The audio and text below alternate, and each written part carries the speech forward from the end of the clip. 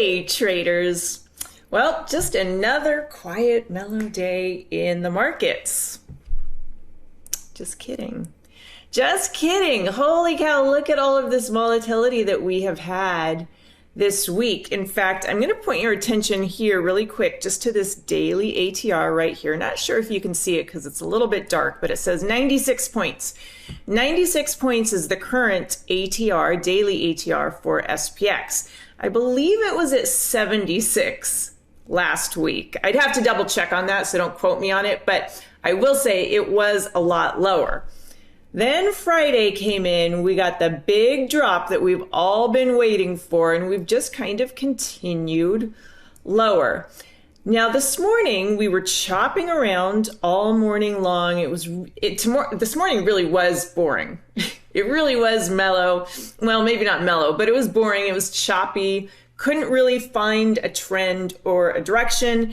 Then we got a tweet from Trump saying that tonight's strike, the scheduled strike on Iran, is canceled. So got a big rally higher, just about up to the daily 21. We ended up settling at 73.94, just shy of 7,400. But that's an important number, and let me tell you why. So for the last several days, maybe the last week or so, maybe even a little bit longer, spot gamma has been calling 73.90 as their pivot level. Basically like they're over under. For above that level, they're bullish. For below that level, they're bearish. Just there's a lot more positive gamma above 7,400 or 73.90 than there is below it. So we barely closed above it today. I don't think that means that we are totally out of the woods, but it's the first step. Let me show you what else I am going to be watching. And this has to do with spot gamma as well.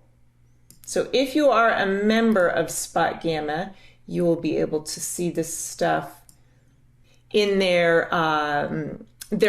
morning founders note. Okay, but there's two metrics that I like to look at a lot just to kind of gauge where we are in terms of gamma, positive or negative, and then volatility as well. So this first one right here that I'll point out is the spot gamma index, and it's right here. It's listed right here.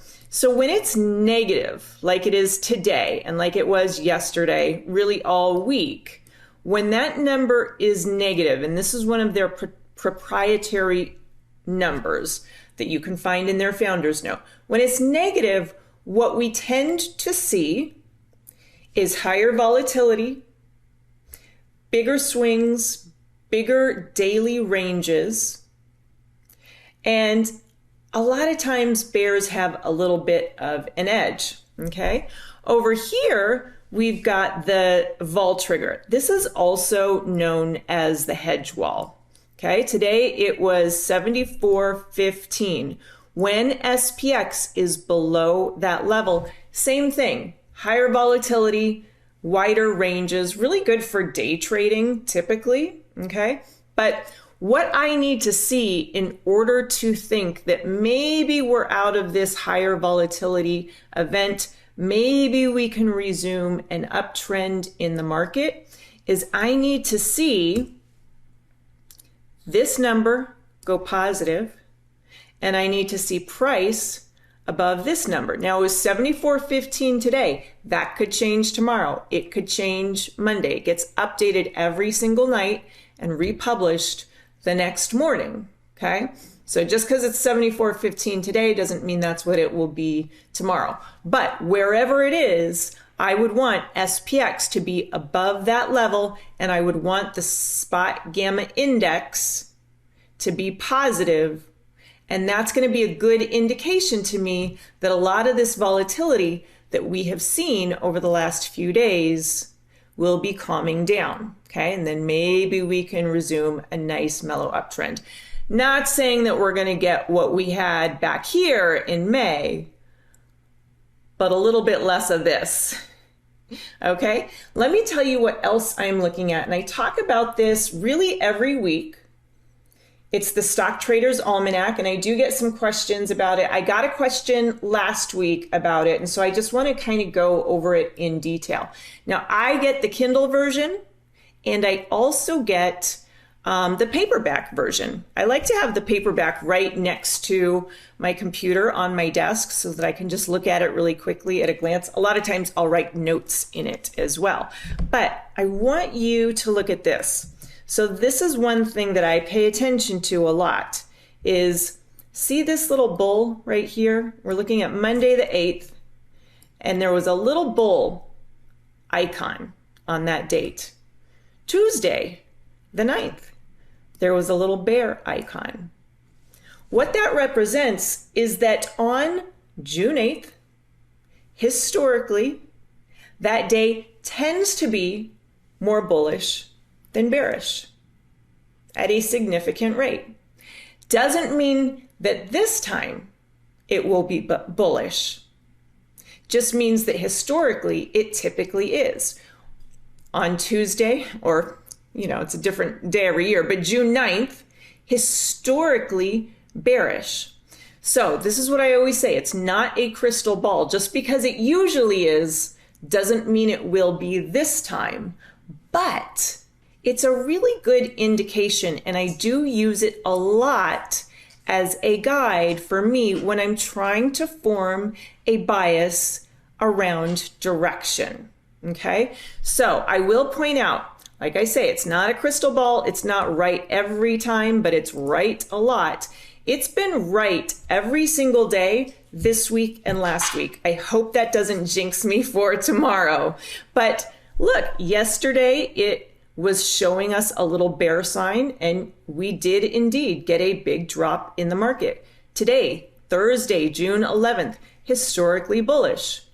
We got a big pop.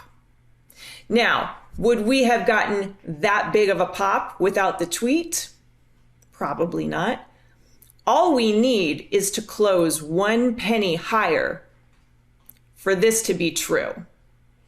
It's not always going to be 50 or 100 points. It might only be a couple of points, might only be a couple of pennies, okay? But gives you a good idea. So let's look at tomorrow. What is it saying for tomorrow?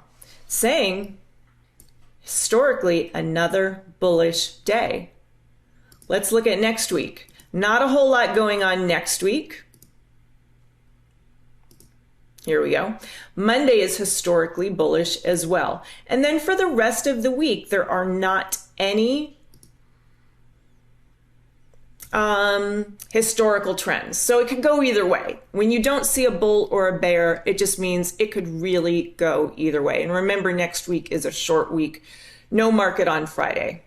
Okay, so that's what I'm looking at. And that is one of the first things that I look at when I'm trying to form a bias, a directional bias in where I think the market will go. So I do think it will go higher tomorrow. I think it's probably got a good shot of going higher on Monday as well.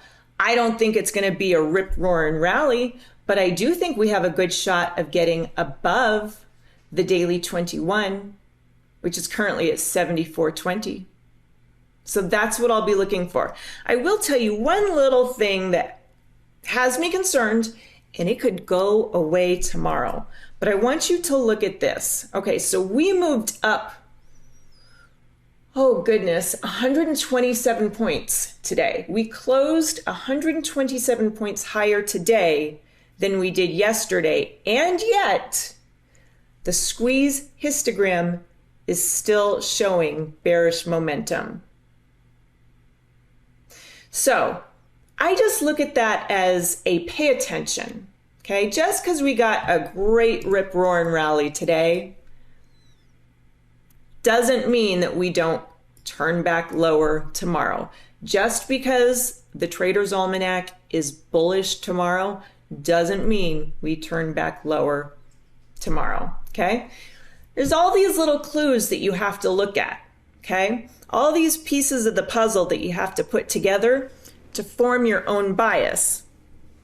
And then that's how you get your edge so that you can actually put a trade on. Because remember, we're not putting on trades because we have a gut feeling or, our instincts are telling us something. We got to put together a bunch of pieces of a puzzle so that we actually have an edge. Okay, so let's look at a few things that are still looking pretty good in the market. So even before the pop today, semis were having a good day. Now the SMH, the ETF, ended up closing up 7% higher, but I think when I was looking at them before the pop, still up like 4% on the day. That's really good. And if you look at this as a whole, now, did it come back down off of its highs? Yes, absolutely, just like everything did, but it really didn't get destroyed. That's not horrible. That's a nice pullback to the 21. That's what I want to see. When something is ripping higher and it's too high up for me to buy, that's exactly what I want to see, is a little pullback to the daily 21, some consolidation before it makes its next leg higher, okay? I love the fact that it closed above the tree line, so that's definitely a level that I would want to keep watching just to make sure that it can maintain that level, but I think it looks great. SanDisk, wowza. Wowza, this is one that I wanted to get into before the rally. Unfortunately, I missed my chance. I think it was right around down here. I think it was at about 1750 when I was looking at it and trying to structure a trade, and then it just took off without me. But if you're already in it, let me give you some fib levels to the upside that I think it could hit. 1942, 1993, 2000 makes a lot of sense, doesn't it? And then finally, I have this little 1618 fib extension up here at 2075. I think it could hit 2000 fairly quickly. I don't think you got to wait a long time for that one. Okay, let's take a look at Galaxy. That's another one that had a great day, and I've got some fibs on this as well. Let me tell you what I love about Galaxy, and this one kind of got away from me as well, but it's in a great ideal squeeze. So, if I could get a little bit of a pullback tomorrow, maybe to the daily 5, that might be asking for too much. Daily 5 is currently at 31. Honestly, even up to or down to +1 ATR at 32.24, I think even that would be good enough for me because it does have that beautiful ideal squeeze. Also has a 2-day ideal squeeze. Okay, and then these are the fib levels that I have to the upside: 35.11, 36.42, and finally 38.53. MU coming back. So this is what I'm talking about when when I say that there are all of these things that have had these great, really strong uptrends. Look, it only comes back to the daily 21 before it continues its uptrend.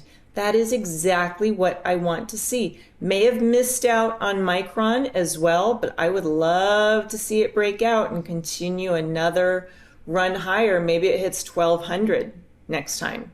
What do you think about that? That'd be pretty cool, huh? And that is what I have for you this evening. Thank you so much for joining me, traders, and I will see you next week. Without simpler trading, I could not have financial independence. This is one of the best investments I ever made in my life. It's helping me find consistency. It's one of the things that won me